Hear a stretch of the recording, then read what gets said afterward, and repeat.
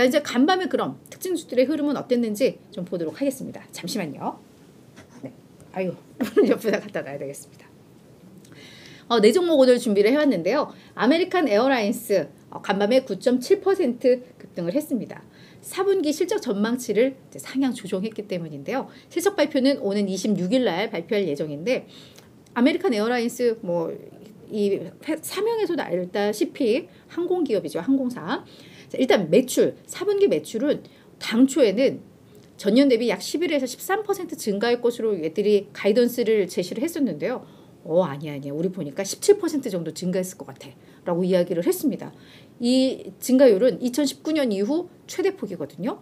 거기다가 조정 EPS도 당초에는 0.5에서 0.7달러 정도 예상을 했었는데 이걸 1.12에서 1.17로 거의 2배 가까이 늘렸습니다. 그러니까 우리 연말에 이상기후 때문에 항공사들 막 운행 멈추고 해서 다들 실적 좀 걱정된다 했는데 아닌 것 같아요. 당초 예상보다 오히려 더 좋아지는 이런 실적을 자신을 한 겁니다. 그렇게 되면서 주가도 여기에 화답을 했고요. 두 번째, 로지텍 인터내셔널인데 이 기업은 간밤에 한 16.9% 급락을 했거든요. 키보드 및 마우스 만드는 회사 많이들 알고 계시죠. 저희도 예전에 주목 이비업에서도 한번 다뤘던 것 같은데 이 기업은 오히려 이제 실적에 대한 우려가 좀 나왔습니다. 3분기 얘들은 회계연도 기준으로 3분기가 10월에서 12월인데 요 순매출 잠정치가 12억 6천만 달러에서 12억 7천만 달러로 전년보다 한 22에서 23% 감소했을 것으로 예상을 했고요. 영업이익은 무려 33에서 35%나 급감했을 것으로 예상을 했습니다. 그러면서 이제 4분기 실적 가이던스, 실적 목표치도 하향 조정을 했는데요. 이에 대해서는 기업 고객들에 대한 기업 고객들이 구매하는 게 많이 좀 줄어들면서 이 실적에도 좀 타격을 입고 있다라고 전달을 했습니다. 그래서 실적에 대한 우려로 이제 실적 시즌이 다가오기 때문에 실적에 대한 민감도가 높습니다. 그래서 실적에 따라서 이렇게 10% 오르기도 17% 급락하기도 하는 만큼 이제는 정말 실적이 주요 포인트가 좀 되고 있는 것 같습니다. 자, 이제 그다음 종목은 루시드입니다. 럭셔리 전기차 제조업체죠. 이쪽 전기차들은 가격이 매우 비싼 걸로 좀 알려져 있는데 다음 달 22일 날 실적 발표를 하는데 그에 앞서서 생산, 인도 요 실적을 이제 공개를 한 겁니다. 테슬라도 먼저 공개하고 한 달 뒤에 실적 발표하는 것처럼 이제 그런 맥락인데요. 루시드는 4.8% 올랐습니다. 예상이 되죠. 생산이라던가 인도 이 지표가 괜찮았나 보다 싶은데 지난해에 7,180대 차량을 생산을 했다고 했는데요. 8월에 이들이 가이던스를 하면서 우리 한 1년 동안 6,000대에서 7,000대 정도 생산할 것 같아 라고 이야기를 했거든요. 공급망이라던가 다양한 이슈 때문에. 그랬는데 오히려 그 가이던스의 상단을 웃도는 생산 실적을 낸 것으로 좀 나타났고요.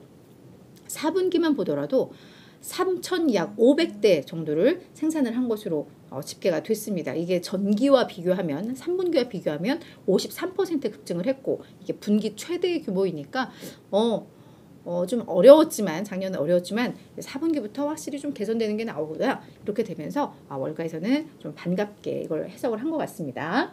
네, 이제 마지막 종목 카바나입니다. 온라인 중고차 매매 플랫폼인데요. 간밤에 46% 급등을 했습니다. 그러면서 8달러 됐는데요. 야, 카바나도 지금 파산 위험 얘기도 좀 있었었고 막 어려움 많이 겪고 있잖아요. 그랬는데 46%나 급등을 했습니다. 근데 이게 하나 재료가 간밤에 나온 건 있어요. 그래서 잠깐 말씀을 좀 드리기는 하겠는데 다만 시장에서는 지금 어떤 요 재료 때문이라기보다는 지금 민주식들도 난리 났잖아요. 그래서 BBBY 같은 경우에 전날 얘가 70% 가까이 급등을 했었고 요 간밤에도 50% 추가 상승도 했거든요. 이유 없어요. 민주식들은 그냥 올라요. 거기에다가 게임스탑도 간밤에 8% 올랐고 AMC도 2% 좀 올랐습니다. 그러니까 이제 민주식들의 랠리와 유사하게 카바나의 주가 흐름도 해석을 하는 그런 시각들도 좀 많아요. 파산 위험이 좀 있고 공매도가 그동안 많았던 기업, 이런 기업들의 요즘 주가가 많이 급등하다 보니까 그래서 변동성이 당분간은 좀 커질 수 있다라는 점. 근데 보유하고 계신 분들 입장에서는 이게 민주식 때문이든 테마주든 좀 이렇게 올라서 손실을 좀 줄일 수 있다면 이것도 좀 반가운 것 같아요. 하지만 이게 신규 진입을 이거는 이제 위험할 수 있다라는 점은 우리가 또 같이 공유를 해주면 좋겠는데요. 그렇다면 저 간밤에 나왔던 뉴스는 뭐가 있었냐? 이 카나다 예전에 제가 아마 다루면서 간단하게 아마 언급은 했었던 것 같은데요.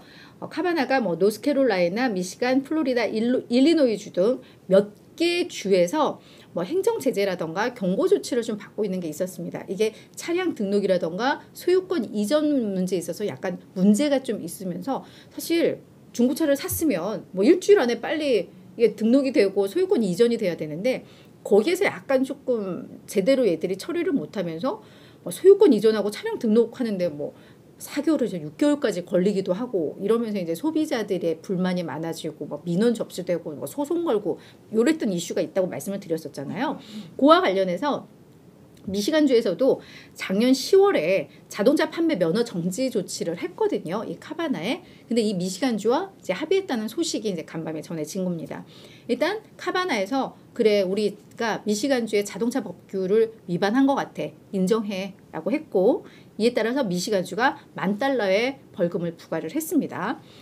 거기에다가 지금 면허 정지 상황이었는데 최소 3년간 자동차 판매 면허를 취소하겠다는 데 대해서도 서로 합의를 했습니다.